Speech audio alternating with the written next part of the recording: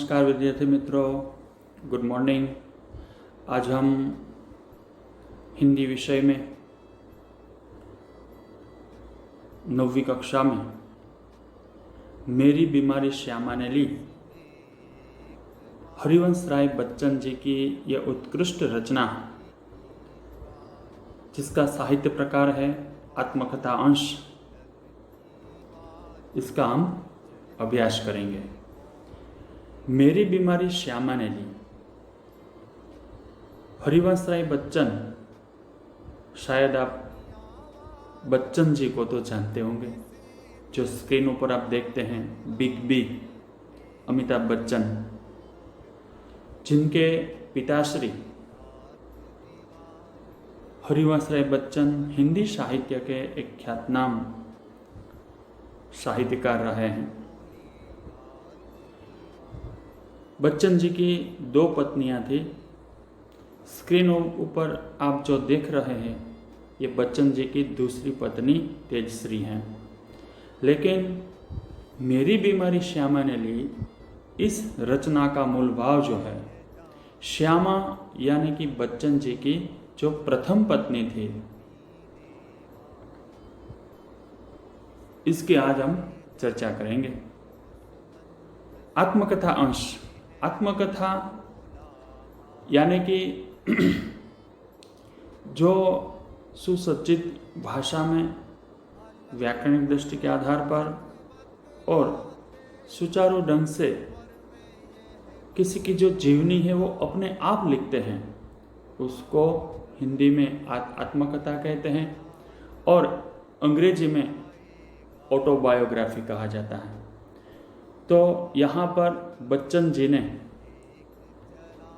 क्या भूलूं क्या याद करूं, उनकी जो एक महान रचना है, आत्मकथा है, उसमें से ये अंश लिया गया है। श्यामा जो है बच्चन जी की प्रथम पत्नी। बच्चन जी बीमार रहा करते थे, तो उसकी देखभाल करने के लिए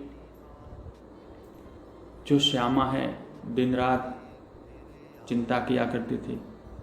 अपने घर की आमदनी भी कम थी, काम करना पड़ता था, आर्थिक स्थिति इतनी अच्छी नहीं थी। इन सारी जो परिस्थितियां हैं, उस परिस्थितियों की चिंता की वजह से श्यामा भी बीमार पड़ने लगी। बच्चन जी को अचानक ठीक हो गए, बच्चन जी अच्छे हो गए, ठीक हो गए। लेकिन श्यामा जो है वो बीमार रहती थी और बीमारी से वह कभी उठी नहीं है और अंत में उनका देहांत हो गया। तो इसकी जो बात है ये हम करेंगे। क्या जरूरी है यह आत्मकथा अंश पढ़ना? हरिवंश राय बच्चन का बहुत ही अच्छी रचना जो है, क्या भूलूं क्या याद करूं। प्रस्तुत आत्मकथा में श्यामा के बीमारी का दर्दनाक और कारुण्य से भर निरूपण मिलता है, तो दूसरी ओर कवि की भावुकता और संवेदनशीलता का प्रकटीकरण मिलता है। क्या भूलूं क्या याद करूं श्री हरिवंश राय बच्चन की आत्मकथा है। हिंदी के इस सुप्रसिद्ध कवि ने अपने संस्मरण बड़े ही रोचक ढंग से आलोकित किए हैं। कवि अपने जीवन की घटनाओं के साथ उस युग का भी चित्रण करते हैं, अंदाज दे देते हैं। प्रस्तुत अंश क्या भूलूं क्या याद करूं से लिया गया है। इसका यह शीर्षक मेरी बीमारी श्यामा ने ली। वाकई बीमार कौन थे? बच्चन जी थे। लेकिन बच्चन जी की सेवा शुश्रूषा करने में श्यामा जो है वो बीमार पड़ गई, इसलिए कहा गया है कि मेरी बीमारी श्यामा ने ली। विषय वस्तु का भी निर्देश करता है। क्या भूलूं क्या याद करूं हरिवंश राय बच्चन जी की बहुप्रशंसनीय आत्मकथा हिंदी साहित्य की एक काले जैसी महान कृति है। यह 4 खंडों में है। क्या भूलूं क्या याद करूं, नीड़ का निर्माण, फिर बसेरे से दूर और 10 द्वार से सोपान तक। हिंदी प्रकाशनों में इस आत्मकथा का अत्यंत ऊंचा स्थान है। अब हम आगे अभ्यास करते हैं। मेरी बीमारी श्यामा ने ली, आत्मकथा जो हरिवंश राय बच्चन जी जिनके रचनाकार है। बच्चन जी का जन्म 1907 में हुआ था और निधन सन 2003 में। लेखक यानी कि हरिवंश राय बच्चन, हिंदी साहित्य में बच्चन जी का नाम उनकी एकमात्र कृति से अमर हो गया है। हाँ, मधुशाला। उन्होंने विपुल मात्रा में साहित्य सर्जन किया है। छायावादोत्तर काल के कवियों में बच्चन एक विशिष्ट सर्जक रहे हैं। इलाहाबाद विश्वविद्यालय के अंग्रेजी प्राध्यापक के रूप में काम किया। दिल्ली में सरकारी सेवा, आकाशवाणी और अन्य स्थलों की सेवा भी की थी। मधुशाला बच्चन जी की ये रचना है, ये जो काव्य संग्रह है मधुशाला के कवि के रूप में बच्चन जी को इतनी शोहरत मिली कि उनकी मधुशाला का सभा सम्मेलनों, कवि गोष्ठी सभी जगहों पर उसका प्रयोग होता था। लोग बड़ी संख्या में उमड़ते थे। कैम्ब्रिज यूनिवर्सिटी से पीएचडी की है। आपने हिंदी विशेषज्ञ के रूप में अप्रतिम कार्य किया है। कई पुरस्कार जैसे सोवियत लैंड पुरस्कार, साहित्य अकादमी पुरस्कार और पद्म विभूषण आदि प्राप्त भी हुए हैं। कवि की जो मधुशाला है, उनकी जो रचनाएं हैं इतनी गयात्मक भी है। कहते हैं, तीर पर कैसे चलूं रुकू में, आज लहरों का निमंत्रण, और इस पार प्रिय तुम हो, मधु है उस पार न जाने कौन होगा। जैसी काव्य पंक्तियां आज भी लोगों की जबान पर रहती है। बच्चन जी की रचनाएं जो है मधुशाला, निशा निमंत्रण, सप्तरंगिनी, मिलन यामिनी, आकुल, अंतर और एकांत संगीत इनके काव्य संग्रह है। उनकी आत्मकथा क्या भूलूं क्या याद करूं, नीड़ का निर्माण फिर, बसरे से दूर और 10 द्वार से सोपान तक 4 खंडों में ये लिखी आत्मकथा है। बच्चन जी ने ये 4 खंडों में आत्मकथा लिखी है। क्या भूलूं क्या याद करूं, नीड़ का निमंत्रण फिर, बसरे से दूर और 10 द्वार से सोपान तक, ये 4 खंडों में बच्चन जी ने अपनी आत्मकथा लिखी है। देखते आगे हम विषय प्रवेश करते हैं।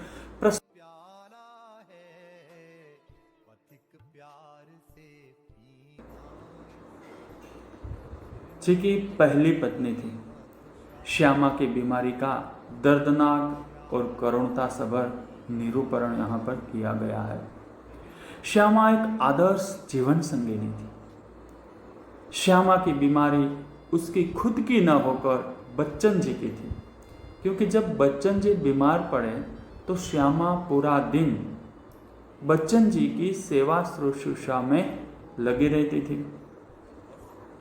घर का खर्चा निकालना, आमदनी भी कम थी। तो इन सारी जो परिस्थितियां हैं, इन परिस्थितियों से वो जूझती हुई बीमार हो गई थी। श्यामा को बीमारी उसकी खुद की न होकर बच्चन जी की थी, जो सेवा करते करते ले ली गई थी। बच्चन जी की जो सेवा करते करते ये बीमारी श्यामा ने ले ली। अपने जीवन की घटनाओं के उस युग का चित्रण भी दिया है। मेरी बीमारी श्यामा ने ली। ये बच्चन जी ने कहा है कि मेरी बीमारी श्यामा ने ली। इस विषय वस्तु को भी निर्देश माना गया है।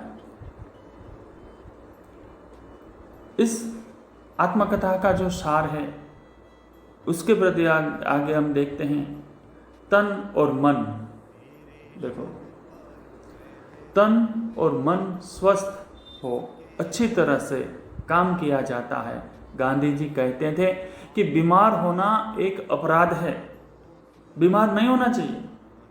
गांधी जी तो वहां तक कहते थे कि बीमार होना एक अपराध है। बच्चन जी गांधी जी के इस कथन से सहमत थे, इसे दंडनीय भी मानते थे। अपनी छोटी मोटी बीमारियों को परवाह नहीं करना चाहिए। हाँ, बच्चों को अभी छोटी मोटी बीमारी आती है तो वो स्कूल नहीं जाते हैं, होमवर्क नहीं करते हैं। क्यों? मुझे सर दर्द है, मुझे पेट में दर्द होता है, मुझे कुछ हो रहा है। हाँ, ऐसा बहानाबाजी करके वो होमवर्क नहीं करते हैं, स्कूल नहीं जाते हैं। तो यहाँ गांधी जी और बच्चन जी ये दोनों कहते हैं कि हमें ऐसे बहानेबाजी नहीं करनी चाहिए, ये दंडनीय है। अपनी ये छोटी मोटी बीमारियों को परवाह नहीं करना चाहिए। वे बीमारियों में वे अधिक काम करते थे। देखो, बच्चन जी बीमार पड़ते थे तो वो अधिक काम करते थे। बीमारियों में अधिक काम करते थे। वो ट्यूशन, स्कूल पढ़ाने जाते थे, ट्यूशन में जाते थे, लेखन कार्य करते थे। ये सब काम का बोझ भी वो बढ़ा देते थे। किपलिंग का उदाहरण देते हुए गांधी जी कहते हैं, किपलिंग यानी कि एक ब्रिटिश साहित्यकार। रुडयार्ड किपलिंग एक ब्रिटिश लेखक, कथाकार, प्रतिभाशाली कथाकार और कवि। वे अंग्रेजी साहित्यकार थे। उन्होंने एक जंगल बुक नामक बहुत बढ़िया पुस्तक की रचना की है, उसके ऊपर फिल्म का भी निर्माण हुआ था। उन्होंने बुखार में अनेक अच्छी कहानियां लिखी थी। इसी तरह बच्चन जी ने प्लूरिसी की बीमारी में भी, प्लूरिसी एक बीमारी का नाम है, यानी कि जो दांतों की भी बीमारी होती है और फेफड़ों में पानी भर जाता है, ऐसी बीमारी प्लूरिसी होती है। तो प्लूरिसी की बीमारी में पड़े पड़े देखो 2 चट्टाने की रचना की थी, 2 चट्टाने की। बच्चन जी ने यह सिद्ध करके दिखाया कि मार से बुध भागे न भागे, कहावत है ना, मार के पीछे बुध भागे। मार से बुध भागे न भागे, लेकिन काम से बुखार अवश्य भाग जाता है। अगर आपको बुखार आता है तो आप और अधिक काम करो, हाँ, बुखार चला जाएगा। ऐसा बच्चन जी और गांधी जी भी कहते हैं। मार के पीछे बुध भागे या न भागे वो मालूम नहीं है, लेकिन काम के पीछे बुखार अवश्य भाग जाता है। देखो, जीवा पर ऐसी सरस्वती बैठ जाती है। श्यामा महीनों से बीमार थी। श्यामा महीनों से बीमार थी, ज्वर उनका पीछा नहीं छोड़ता था। बच्चन जी स्वस्थ नहीं थे, उनकी जीवा पर सरस्वती बैठी। तब उन्होंने कहा कि मैं श्यामा का बुखार लेने जा रहा हूँ। क्या करने जा रहा हूँ? कि मैं श्यामा का बुखार लेने जा रहा हूँ। श्यामा इतने लंबे समय से बीमार है तो उसका बुखार मैं लेने के लिए जा रहा हूँ, काम करने के लिए जा रहा हूँ। किंतु पति की चिंता होने लगी श्यामा को। घर में पैसे न होने से बच्चन जी इलाज करवाना भी टाल देते थे। बच्चन जी इलाज भी नहीं करवाते थे। क्यों? कि आमदनी भी कम थी, घर का खर्चा भी चलाना था और घर में आर्थिक स्थिति अच्छी नहीं थी। श्यामा ने ब्रह्मास्त्र चलाया। देखो फिर क्या किया? श्यामा ने ब्रह्मास्त्र चलाया। ब्रह्मास्त्र यानी ब्रह्मा जी से दिया गया जो वरदान होता है, जो अस्त्र होता है, जो कभी खाली वापस नहीं आता है। बच्चन जी ने इलाज करना मना कर दिया, मुझे इलाज नहीं करवाना है। तो श्यामा ने ब्रह्मास्त्र चला दिया, जब तक आप डॉक्टर को नहीं दिखाएंगे मैं खाना नहीं खाऊंगी। हाँ, ऐसा ब्रह्मास्त्र छोड़ दिया। देखो, श्यामा एक पतिव्रता स्त्री, पतिभक्त स्त्री। हाँ, श्यामा ने ब्रह्मास्त्र छोड़ दिया कि अगर आप इलाज कराना नहीं जाएंगे तो मैं आज से खाना नहीं खाऊंगी, मैं खाना नहीं खाऊंगी। ऐसा ब्रह्मास्त्र छोड़ दिया। बच्चन जी को डॉक्टर के पास जाना पड़ा है। बच्चन जी विवश हो गए, हाँ, श्यामा के आगे, और डॉक्टर के पास गए। तो डॉक्टर ने बताया कि आपको क्षय है, तपेदिक यानी कि टीबी है। क्या है? क्षय है। कठिन लगा मरने से पहले जीना बच्चन जी को। हाँ, वो किस हाल में जी रहे हैं। बच्चन जी के पास इलाज के साधन देखो, बच्चन जी के पास इलाज के साधन नहीं थे। छोटे भाई शालिग्राम, बच्चन जी के छोटे भाई का नाम शालिग्राम था। उनका वेतन भी कम था। परिवार के लिए आमदनी की जरूरत थी, वेतन की जरूरत थी, लेकिन इस हालत में ठीक रहा ना जाता था कि सिर से कर्ज उतारा जाता। सिर पर कर्ज था। जब तक हमारे ऊपर कर्जा रहता है, कर्जे की अदायगी नहीं होती है, तब तक हमें चिंता रहती है कि कब हम इसकी अदायगी करेंगे।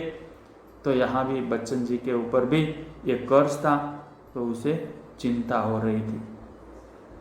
साख जाने से तो मरना अच्छा है। बच्चन जी कहते हैं कि हमारी शाख, शाख यानी इज्जत, शाख यानी इज्जत, आबरू, ये शाख जाने से तो मरना अच्छा है। पति को क्षय होने की बात सुनते ही श्यामा कांप उठी। श्यामा को मालूम नहीं था कि बच्चन जी को तपेदिक यानी कि टीबी क्षय हुआ है। ऐसा सुना कि पति को क्षय हुआ है तो कांप उठी श्यामा, फिर संभल गई। क्यों?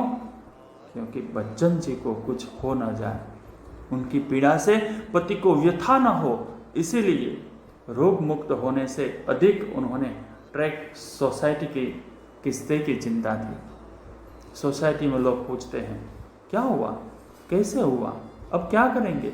हाँ, ये ऋण अदा करने के साथ उनकी साख जुड़ी थी, क्योंकि सोसाइटी में ये भी है कि आपकी आमदनी भी कम है, आपके ऊपर इतना कर्जा है, तो आप किस प्रकार उतारेंगे।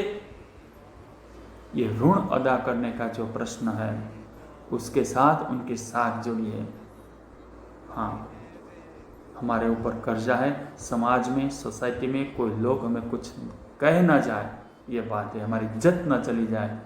पति को चिंता मुक्त करने के लिए कलेजे पर पत्थर रखकर बोली श्यामा। कौन? श्यामा। कलेजा कठोर करके बोली कर्ज तो मैं उतार दूंगी, कर्ज तो मैं तुम्हारे मरने के बाद भी उतार दूंगी। देखो उसकी हिम्मत, श्यामा की हिम्मत देखो, तुम्हारे मर जाने के बाद भी मैं कर्ज तो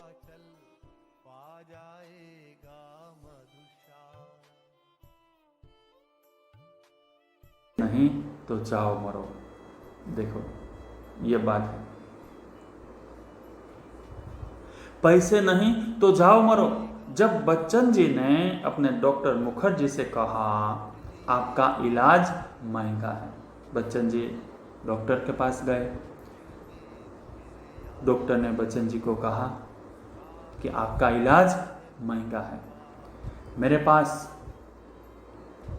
इलाज के पैसे नहीं हैं। किसने कहा? बच्चन जी ने। हाँ, मेरे पास इलाज के पैसे नहीं। डॉक्टर ने मुंहफट स्वभाव से, देखो कोई डॉक्टर ऐसे होते हैं जो मुंहफट बोल देते हैं, जो मन में आते हैं वो बोल देते हैं, और मरीज को धक्का पहुंचता है, ठेस पहुंचती है। तो यहाँ पर बच्चन जी को ऐसा कह दिया मुंहफट स्वभाव के, पैसे नहीं है तो जाओ मरो। ये जो सेंटेंस है, ये बच्चन जी के हृदय के ऊपर झटका लगा देते हैं। देखो, पैसे नहीं है तो जाओ मरो। तब बच्चन जी को ऐसा लगता है कि मैं ये महंगी सारवार, ये महंगा इलाज नहीं करवा सकता हूँ, ऐसा मुझे कहते हैं, मेरे पास पैसे नहीं है तब ना। हाँ देखो, ऐसे सेंटेंस जो होते हैं वो कितने टर्निंग पॉइंट, किसी कथा में टर्निंग पॉइंट आ जाते हैं। देखो महाभारत की कथा जो है, एक सेंटेंस महाभारत में भी बोला गया था अंधे के बच्चे अंधे ही होते हैं। हाँ, ये सेंटेंस महाभारत में बोला गया और पूरी की पूरी महाभारत खड़ी हो गई। इस कथन से बच्चन जी निराश नहीं हुए, फिर भी निराश नहीं हुए, लेकिन उसके हृदय में ये चोट लगी, उसे लुई कोने की चिकित्सा पद्धति अपनाई।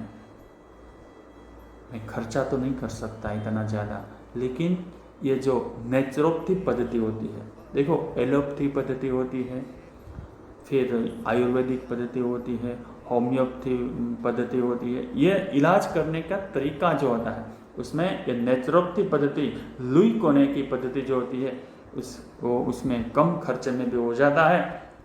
उसका खर्चा कम था। अपने रोगों को न शिकायत की और पति को रोग की शिकायत नहीं की और पति को निश्चिंत रखा श्यामा ने। बच्चन जी रोग मुक्त हो गए, लेकिन श्यामा ने खाट पकड़ी। बच्चन जी तो रोग मुक्त हो गए, लेकिन श्यामा ने खाट पकड़ी, वो कभी नहीं उठी। मेरा ख्याल रखने की कीमत उसे चुकानी पड़ी। तो उसी प्रकार ये जो बच्चन जी है, वो बच्चन जी का ख्याल करते करते श्यामा अपने क्षय ज्वर से पूर्णतया मुक्त हो। जिस दिन मैंने सामान्य भोजन किया 15 अप्रैल 1936 को, ठीक उसी दिन वह चारपाई पर गिरी और फिर न उठी। 216 दिन बराबर रोग शैया पर पड़े रहने के बाद 17 नवंबर 1936 को उसने अपना शरीर छोड़ दिया। श्यामा के और अपने विवाहित जीवन के अंतिम 18 महीनों में मुझे और उसे दोनों को मौत के साथ संघर्ष करना पड़ा। मेरे संघर्ष में श्यामा ने अपनी इतनी आंतरिक मंगल कामना दी, इतना सहयोग दिया, इतनी अपनी सेवा दी, इतना अपने को दिया, इतना अपने को और मुंह से मुझे चिंता विमुक्त कर रखा कि मैं उस संघर्ष में विजयी हुआ। पर उसके संघर्ष में बहुत मैंने अपनी शुभकामनाएं दी, बहुत सहयोग दिया, बहुत सेवा दी, बहुत अपने को दिया, पर वह पराजित हो गई। संभवतः एक मोर्चे की कमजोरी से वह मेरे विषय में मृत्यु के अंतिम सांसों तक चिंता विमुक्त नहीं हो सकी और मेरा ख्याल रखने की कीमत श्यामा ने चुकाई। इसीलिए बच्चन जी कहते हैं कि मेरी बीमारी, बच्चन जी बीमार थे, लेकिन बच्चन जी की सेवा करते करते श्यामा बीमार पड़ जाती है और श्यामा का देहांत हो जाता है। बच्चन जी कहते हैं मेरी बीमारी श्यामा ने ली। अब हम इस पाठ के जो शब्दार्थ हैं इस और आगे जाते हैं। हरमजदगी, हरमजदगी यानी कि हरामीपन, हरमजदगी यानी कि हरामीपन, अदब दाकर यानी कि हट करके यानी कि जिद करना, हस्ब मालूम यानी कि नित्य नियम के अनुसार, नुस्खा यानी कि उपाय, एलोपैथी यानी कि अंग्रेजी उपचार जो है एलोपैथी, आज जो ज़्यादातर लोग करवाते हैं जो महंगी रहती है। नेचुरोपैथी एक प्राकृतिक उपचार जो है, नेचुरल प्राकृतिक उपचार जो होते हैं। मुहावरे का अर्थ आगे थोड़ा बहुत देखते हैं, आगे भी देखेंगे हम। पीछे लगाना यानी कि अपने को परेशानी में डालना, उनके अजब से बीमारी अपने पीछे लगा दी है, सिर पर चढ़ना, अधिक होना, अधिक होना, सिर पर इतना कर्ज चढ़ गया है कि रात में नींद नहीं आती। हाँ, जब कर्जा चढ़ जाता है तो नींद नहीं आती है।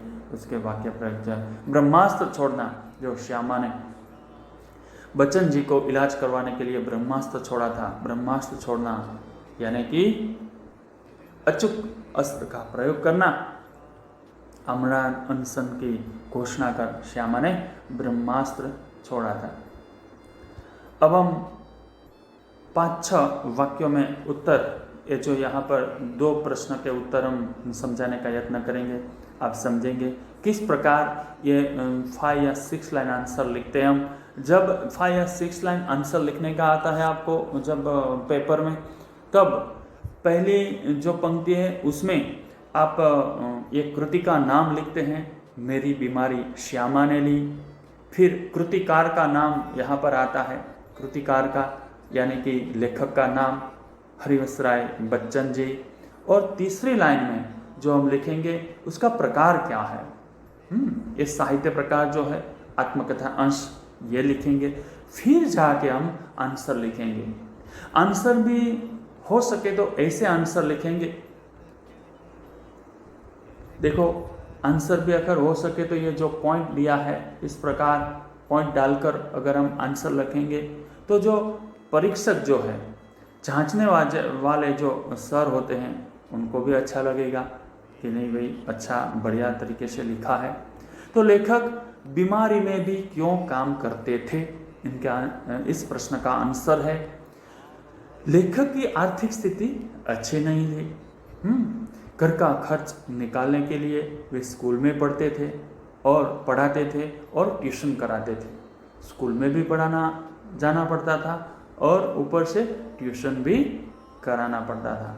आराम करने से वे ये दोनों काम नहीं कर सकते थे। अगर वो आराम करें तो ये दोनों काम नहीं कर सकते थे, क्योंकि दोनों काम नहीं करे तो अपना घर का जो खर्चा है वो भी निपटाना होता है। बिना आमदनी के घर कैसे चलता। छोटे भाई शालिग्राम की आमदनी भी अधिक नहीं थी। बच्चन जी का जो छोटा भाई था शालिग्राम, उनकी भी तनख्वाह इतनी ज़्यादा नहीं थी कि घर में कुछ मदद मिले। महंगी दवाई भी उनके लिए सरदर्द थी, क्योंकि बीमार थे वो, तो महंगी दवाई लानी पड़ती थी। तो अगर ये दवाई महंगी कहाँ से लाए अगर काम न करे तो, इसलिए काम भी करना पड़ता था। इसलिए मजबूरी में बच्चन जी बीमारी में भी काम करते थे। आगे देखेंगे हम। पिता का घर बेचकर बच्चन जी अपना इलाज क्यों नहीं कराना चाहते थे। ये भी 5 या 6 लाइन आंसर है। देखो उत्तर देखते हैं। बच्चन जी के पिता ने वृद्धाश्रम में शांति से रहने के लिए घर बनाया था कि भाई वृद्धाश्रम आता है तो शांति से हम घर में रहेंगे। अगर हमारे पास घर नहीं है तो ये मेरे माता पिता कहाँ जाएंगे। इसलिए किसी भी अवस्था में वो उनका एकमात्र आश्रय था अपना घर। बच्चन जी के इलाज के लिए वे अपना घर बेचने को तैयार थे। बच्चन जी को डॉक्टर के इलाज महंगा पड़ रहा था। इलाज के लिए अब उनके पास पैसे भी नहीं थे, परंतु वृद्ध माता पिता को घर से वंचित करना उन्हें बहुत अनुचित लगता था कि मेरे वृद्ध जो माता पिता है, अगर मैं घर बेच दूं, घर बेचकर मेरा इलाज करवाऊं, तो मेरे वृद्ध माता पिता जो हैं वो इस उम्र में कहाँ रहने के लिए जाएंगे।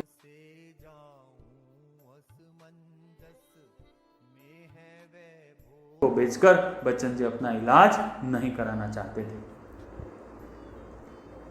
देखो ये 2 या 3 लाइन आंसर है, 2-3 वाक्यों में जो आंसर होता है ये आंसर है। इसमें भी मैंने आपको समझाया है कि पहले ये रचना जो होती है मेरी बीमारी श्यामा ने ली। दूसरी लाइन में रचनाकार जो होते हैं यानी कि लेखक हरिवंशराय बच्चन जी, और तीसरे में जो होता है कि ये किस प्रकार है, साहित्य प्रकार कौन सा है, तो आत्मकथा अंश। बीमारी के बारे में बच्चन जी क्या मानते थे, तो इस प्रकार उत्तर। बच्चन जी मानते थे कि बीमारी अमीरों की हरमजदगी है। ये बीमारी जो है अमीर लोगों की है, गरीब लोगों को थोड़ी ना ऐसी बीमारी होनी चाहिए। हाँ, गरीबों को उसे अपने पीछे नहीं लगाना चाहिए। बच्चन जी कहते हैं कि गरीबों को बीमार नहीं पड़ना चाहिए। हाँ, अपने बुखार के बारे में बच्चन जी ने क्या कहा है। अपने बुखार के बारे में बच्चन जी ने कहा है कि ऊंचे बुखार में उन्हें काम करने की अधिक प्रेरणा मिलती थी। बुखार की भट्टी में उनके विचारों, भावों और कल्पनाओं को अधिक बल मिलता था। क्यों? क्योंकि उसके पास पैसे नहीं थे। हाँ, घर चलाना है, अपने अब जो बीमार थे तो उसकी इलाज भी इसका करवाना है, तो ये प्रेरणा मिलती थी कि मैं अधिक काम करूं। किपलिंग ने अपनी आत्मकथा में क्या लिखा है? किपलिंग ने अपनी आत्मकथा में लिखा है कि कभी कभी वह बुखार में भी काम करता था। ये ब्रिटिश साहित्यकार किपलिंग। बुखार होने पर उसकी कहानियां और भी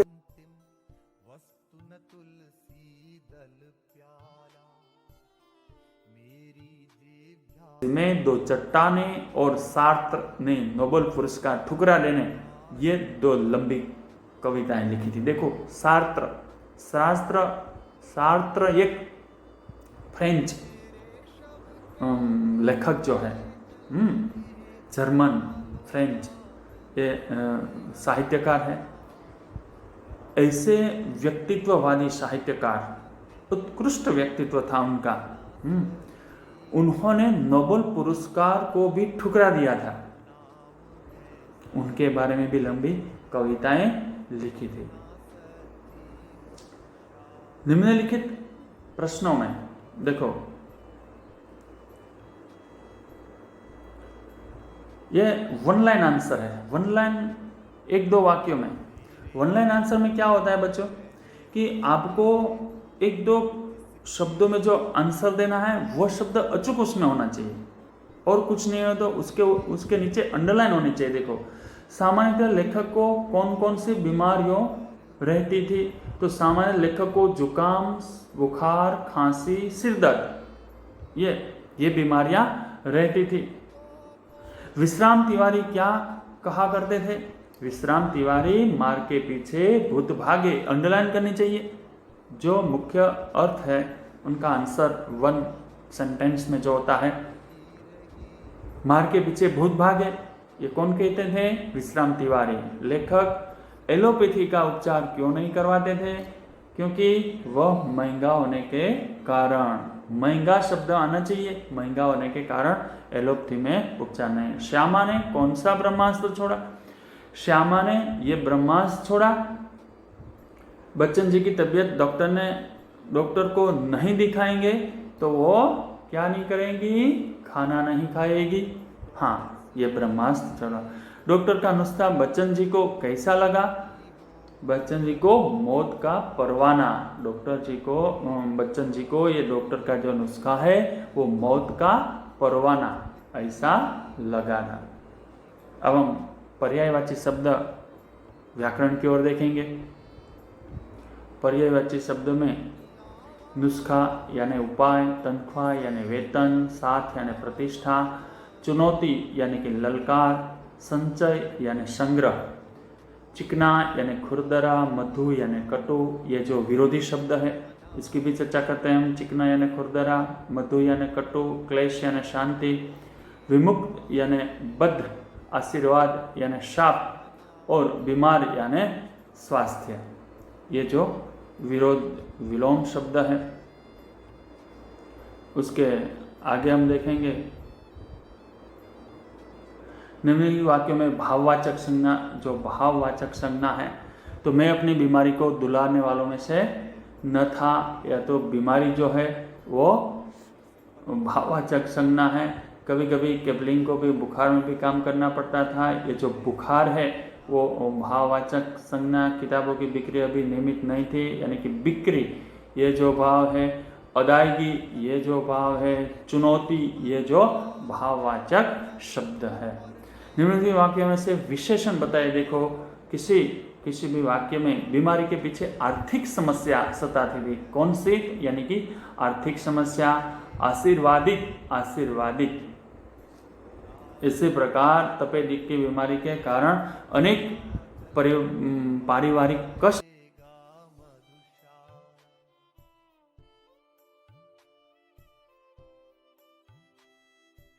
की चर्चा जब हम करते हैं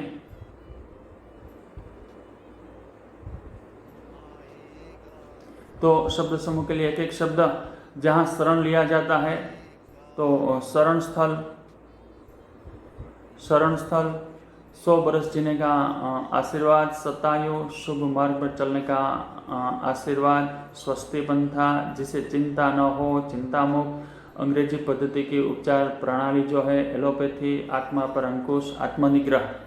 आगे हम देखेंगे मुहावरों के अर्थ, आगे भी हमने देख लिया था। झटका देना, परास्त करके कमजोर करना, ब्रह्मास्त्र छोड़ना, अचूक उपाय का प्रयोग करना, लकवासा मार जाना यानी स्तब्ध रहना, रास्ता दिखाई देना यानी कि तरकीब सूझना, कील देना यानी से स्थान से न हटना। इसी प्रकार यहाँ हम इस मेरी बीमारी श्यामा ने ली इस पाठ का अभ्यास यहाँ हम पूर्ण करते हैं। आप अपने अपनी कॉपी में इसके शब्दार्थ, उनके व्याकरणिक जो बातें हैं, उनके स्वाध्याय है जो मैंने समझाया है आपको उसी प्रकार लिखने का है।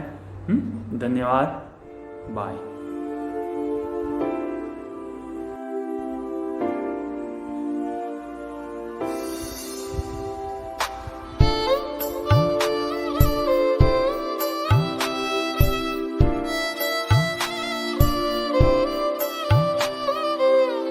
एक बरस में एक बार ही जगती होली की ज्वाला, एक बार ही लगती बाजी, जलती दीपों की माला।